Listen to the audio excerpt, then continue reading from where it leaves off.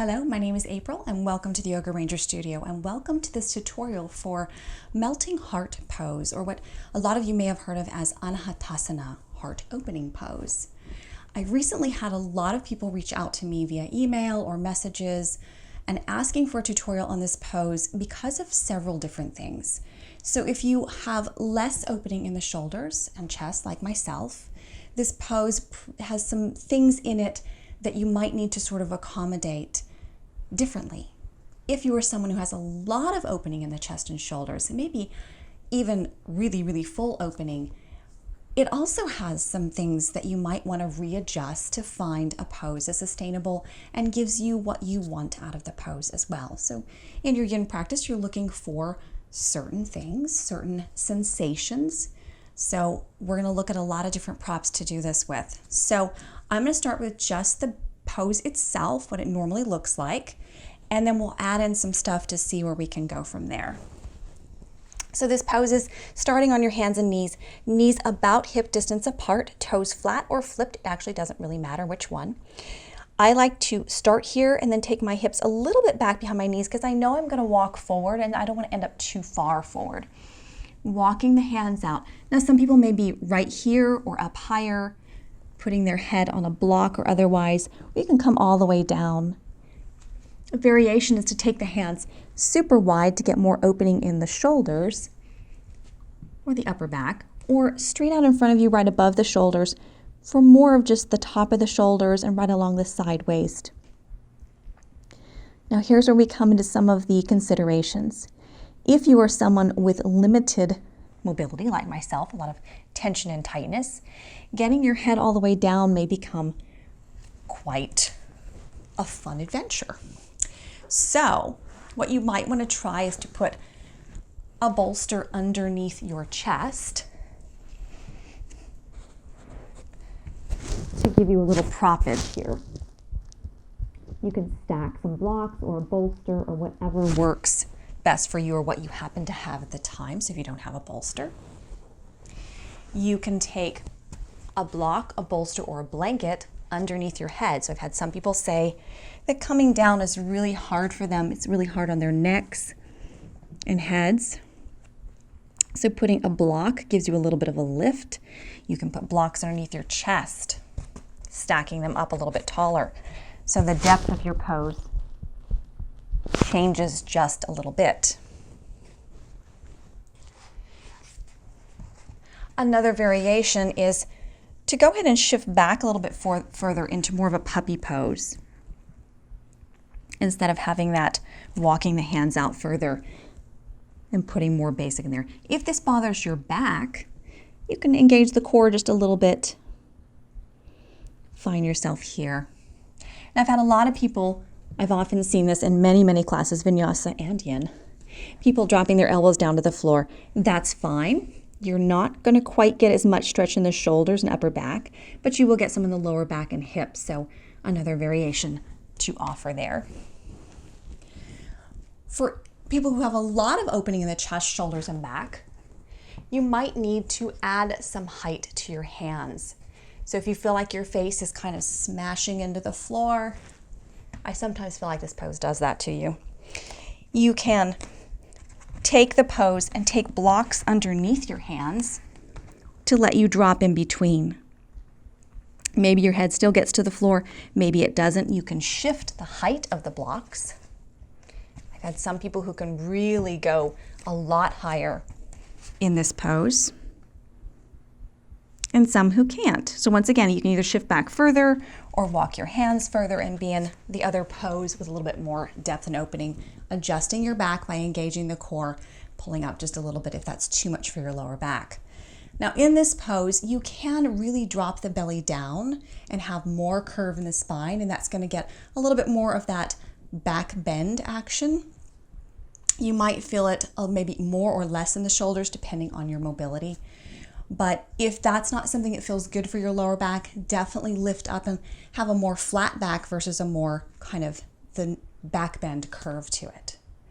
So you can also do this with a blanket instead of just blocks, or a bolster. And you can kind of shift how that works. So if you find the compression on your wrists is a lot, you can take the hands over the blanket and let the hands just kind of drop down. This is going to put, a lot of weight into the shoulders. So if you have a shoulder injury, you might kind of want to re-decide how to use this. Or you can put that blanket this way underneath your head. Some people find that they want to take their chin to the floor. That's okay normally in a vinyasa class, but I've not seen that holding that chin position and putting the pressure on the chin for a 3-minute hold for melting heart pose is probably not as comfortable. But if that works for you, that's always an alternative. Last but not least, for both groups of people, those who are a little bit more tense and tight across the shoulders, chest, and back, or those who are really open, might find that using a chair. Now this is a feet up trainer, so you don't have to have one of these really. But you can use just a chair edge. Slide this out.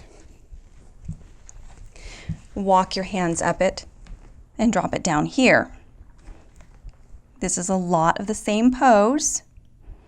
You might get a little bit more opening here. You could have a bench that's a little bit lower. This doesn't have to be quite as high. I find I really love about this height though. I think it's about maybe 10 to 11 inches. Another alternative altogether, if this is just not your friendly shoulder practice, you just don't like this on your shoulders, is to take a prayer hand. So elbows on the floor or on a chair or on blocks, taking the hands back behind you, thumbs to the back of your head. This is going to give you a lot of stretch in the chest, a little bit in the upper back, but less compression on the shoulders themselves. So I find a lot of people saying that putting their hands and stretching them out really kind of pulls on their shoulders in a way they don't like. You can always take the prayer hand version where you're going to get some nice deep stretch into the bicep, inner arm, chest, shoulders, but not quite as much compression into the shoulder itself, and you might not get that kind of wrist position either. So if your wrists don't like that pose, you can also take this prayer hands version. So those are a lot of different options for you. Use what you have in the house, a towel, a bolster, a couple of pillows for your head so you don't feel like you're kind of crashing in there. I like to put the block not all the way over my face, but sort of either corner at the tip, so you have right in the third eye space, or right on the edge, or a blanket where it just softly holds that in place if my neck's feeling a little bit particularly tender. For both groups, like I said though, you might have to adjust a few things. If you want more depth, you're not feeling enough sensation and you'd like to go a little bit deeper, you can use the blocks for height to kind of peel your face off of the floor. Or you can sit back just a little bit further in those heels. It doesn't have to be directly over the hips. You can shift back a little bit. That's going to take some of the compression out. Going to feel a little bit better for you. Consider this more of kind of like a puppy melting pose than a full-on melting pose. But same effect. You're going to have the same things happening. It's going to affect the same meridians, same parts of the body, same connective tissue. So don't worry that any of these are going to dramatically change where you sort of emphasize it. I use melting heart pose a lot in my practices simply because I don't have that mobility and I'm looking to kind of develop that opening in my shoulders and upper back. It's a great pose for a lot of the meridians that focus on the abdominal area, which is pretty much all of them. It's great for your heart and lung meridians, also great for pericardium meridian, getting the arms and chest and shoulders, the back side of the shoulders for the Sanjiao meridian. Doesn't affect probably the lower body meridians quite as much, but you're still getting some of that with the back bend, the bladder meridian, affecting the kidneys and adrenals. So one of those poses that kind of hits a lot of different meridians in different ways, and it's kind of a unique way. Because of the amount of time spent in the arms and upper chest and shoulders, and there is less connective tissue up here than there is down there, I don't recommend holding it a really long time. Oftentimes in the practices that I offer, we hold it from 2 to 3.5 minutes. Usually a little bit longer for that would be an intermediate class where you're feeling really comfortable. You've been doing this quite a while and you know exactly where that edge is and you know when to kind of back out and stay a little bit further away from the edge, your maximum pose. So with less connective tissue, you want to hold the poses just a little bit less time. So take your time in this and maybe try it for 1 or 2 minutes. Maybe that's just kind of where you feel comfortable with. Make sure that you can still really breathe, that you're not holding your breath. That's going to help you settle into the pose, get that really deep chest opening.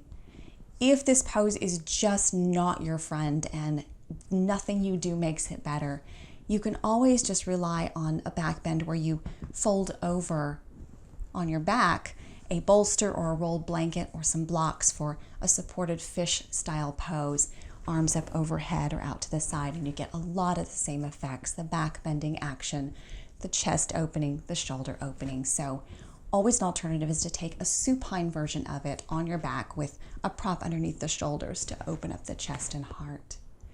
I hope this helps you find this pose. This is actually one of the poses that my local studio clients dislike the most, even more than dragon pose. I know that's hard to imagine. So I've kind of worked with a lot of different props to find what works for them. They still kind of don't like it a lot, but at least they found a way to sustainably stay in it. So thank you so much for joining for this tutorial. I hope this helps you find a sustainable melting heart pose for you or a puppy pose for you. Please let me know what you thought in the likes and comments down below.